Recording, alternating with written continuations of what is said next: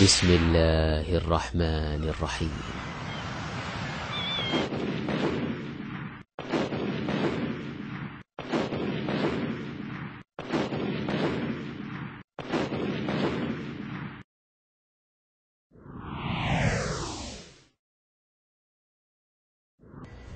حضرات، گزشتہ درس میں اسی مسجد سے ایک آواز حق بلند ہوئی اور اللہ کے فضل و کرم سے گمراہی کے دبیز پردوں کو چیرتی ہوئی چلی گئی، کیونکہ ہمارا مقصد حق کی آواز کو بلند کرتے ہوئے ان حقائق سے آپ کو متعارف کرانا ہے جن کے اوپر گرد و غبار ایسے مبلغین نے ڈال دیا ہے جو اس دنیا میں امام معصوم کے درجے پر فائز ہو چکے ہیں۔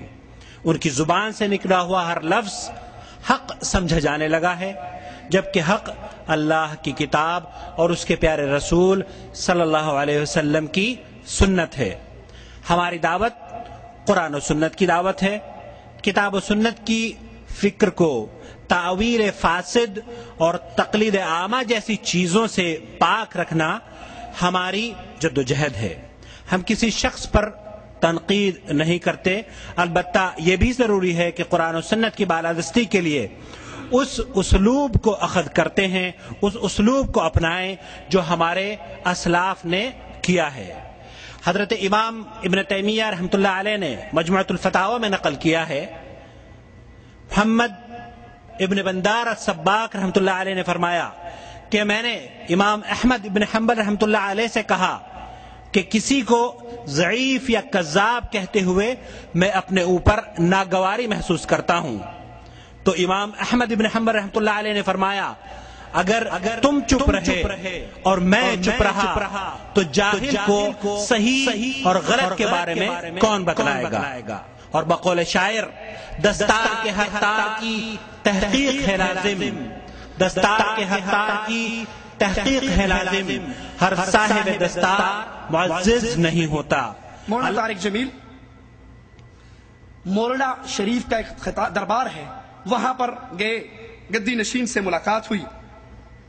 گدی نشین نے کہا کہ آئیے ہمارے عرس پہ تشریف لائیے، تو یہ اپنے 25 امیروں کو لے کر مولانا شریف کے خطاب فرمانے کے لیے اس دربار پہ عرس والے دن 19 اور 20 اپریل کو پہنچے۔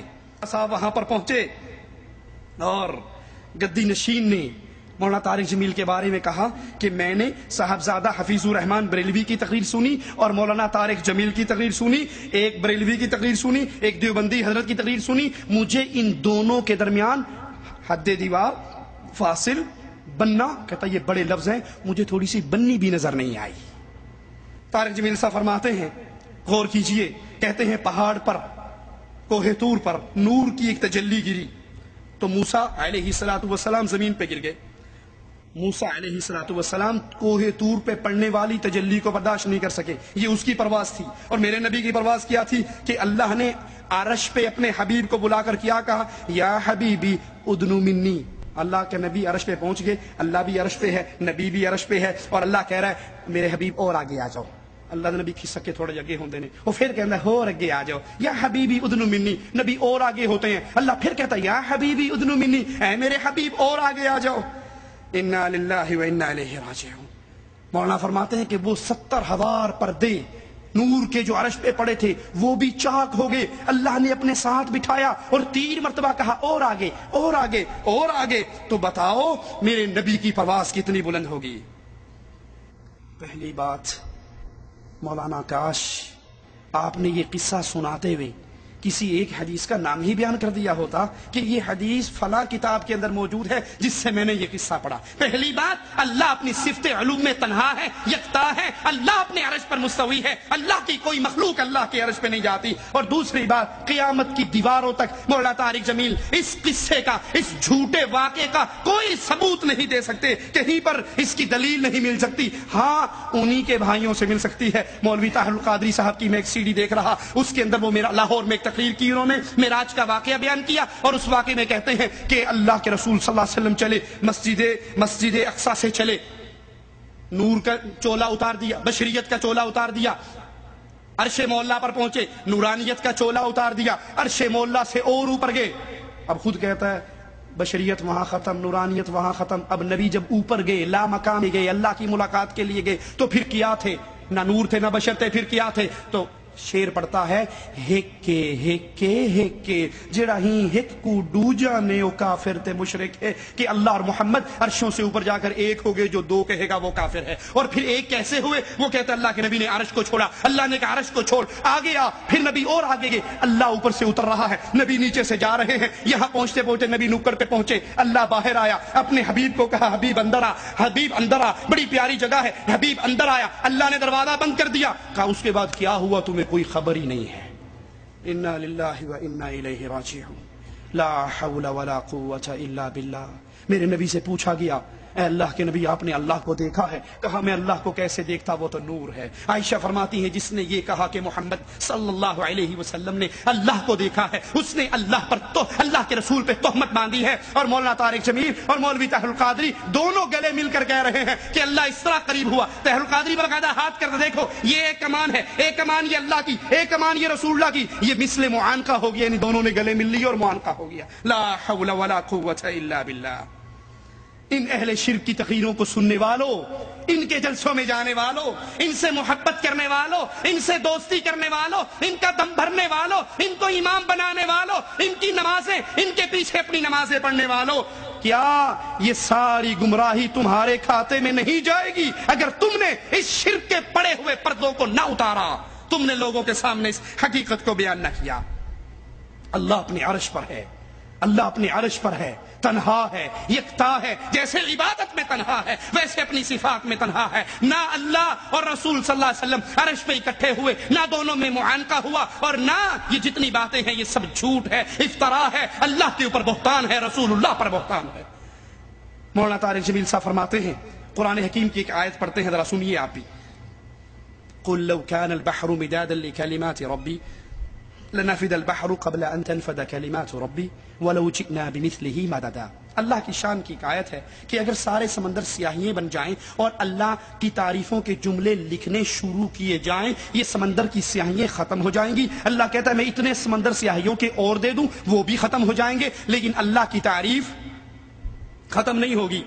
مولانا طارق جمیل صاحب کہتے ہیں کہ جس طرح اللہ کی تعریف ختم نہیں ہوگی، اسی طرح اگر سارے سمندر سیاہیاں بن جائیں اور رسول اللہ صلی اللہ علیہ وسلم کی تعریف لکھی جائے، کیونکہ نبی اللہ کا کلمہ ہے، تو اللہ کے نبی کی تعریف لکھی جائے، یہ سارے سمندر ختم ہو جائیں اور اتنے ہی سمندر مزید آ جائیں، تب بھی رسول اللہ صلی اللہ علیہ وسلم کی تعریف ختم نہیں ہوگی. لا حول ولا قوة الا باللہ.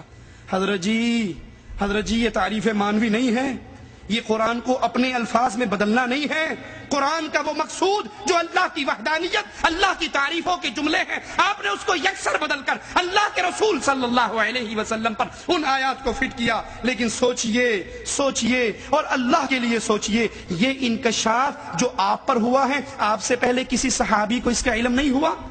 نبی کے کسی ساتھی کو اس بات کا علم نہیں ہوا؟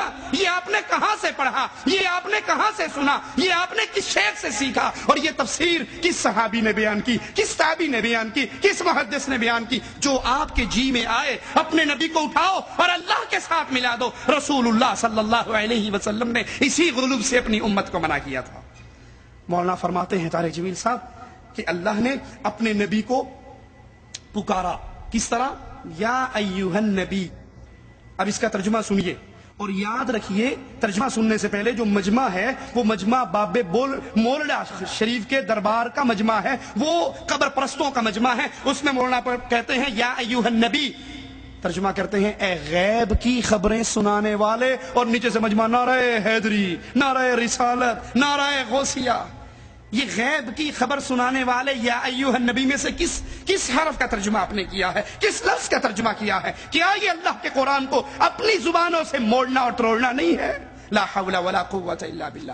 اگر یہ مطلب ہے، جیسے طاہر القادری صاحب کی جماعت کہتی ہے کہ ہر نبی کو نبا ہوتی ہے، ہر نبی کو نبا سے مراد غیب، ہر نبی کو نبا ہوتی ہے، تو چونکہ یا ایھا النبی سے مراد اے نبا والے، تو غیب کی خبر تو اگر ہر نبی کو نبا ہوتی ہے، نبوت سلیمان علیہ السلام کے پاس ہے، نبا ہدہد کے پاس ہے، تو کیا ہدہد کو بھی نبوت کا درجہ دو گے؟ کہو گے ہدہد علیہ السلام؟ جی بات، یہ ترجمہ شیخ الہند نے نہیں کیا، یہ ترجمہ اشرف علی تھانوی صاحب نے بھی نہیں کیا، یہ ترجمہ مفسرین جو انہوں نے قرآن کا ترجمہ کیا اور اپنی من گھڑت تفسیریں لکھی ان میں صرف احمد رضا خان بریلوی نے یہ ترجمہ کیا ہے، یا ایھا النبی کا، اے غیب کی خبر سنانے والے۔ اس کے علاوہ کسی دیوبندی نے بھی یہ ترجمہ نہیں کیا، لیکن افسوس مولوی طارق جمیل صاحب پر جنہوں نے مجمع کو اکٹھا کرنے کے لیے اللہ کے قرآن کے تراجم کو بدل ڈالا اور وہ